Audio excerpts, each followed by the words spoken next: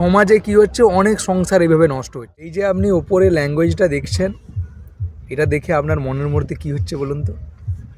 Negative চিন্তাভাবনা আপনার চলছে, তাই না? কি চলছে?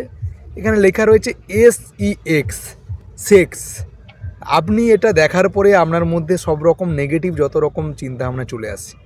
কিন্তু আমি যদি আপনাকে এর আগে এবং এর পরে যদি কিছু বলে দিই, তাহলে আপনার কিন্তু এই নেগেটিভ চিন্তাভাবনা বা আপনি যেটা ভাবছেন সেটা টোটালি চেঞ্জ হয়ে যাবে। সেক্স ইজিক্যাল টু মেল অর ফিমেল। তখন আপনার মধ্যে কী চিন্তাভাবনা এলো? ছেলে না মেয়ে, পুরুষ না মহিলা। তার মানে ভাবুন, আমাদের কোনো কিছু দেখার পরে আমাদের মাইন্ড সবসময় নেগেটিভিটি বা বিভিন্ন রকম চিন্তাভাবনা করিয়ে দেয়।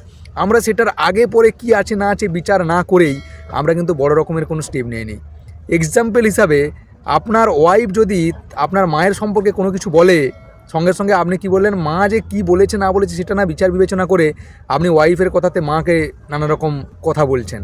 আবার মা যদি আপনার ওয়াইফের ব্যাপারে কোনো কিছু বলে, সেটাকে না ক্যালকুলেশন করে, সেটাকে না বুঝে আপনি সঙ্গে সঙ্গে কী করছেন, ওয়াইফকে গিয়ে ক্লেম করছেন। তাই সমাজে কি হচ্ছে, অনেক সংসার এভাবে নষ্ট হচ্ছে।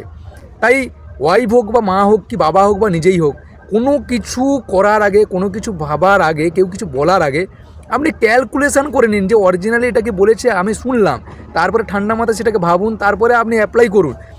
কিন্তু তার আগে আমরা কী ভেবে নিই, এই সেক্সের মতো মেল না ফিমেল এটা না বুঝে আমি সেক্স মানেই আমার চিন্তাভাবনা একটু অন্যরকম হয়ে গেছে।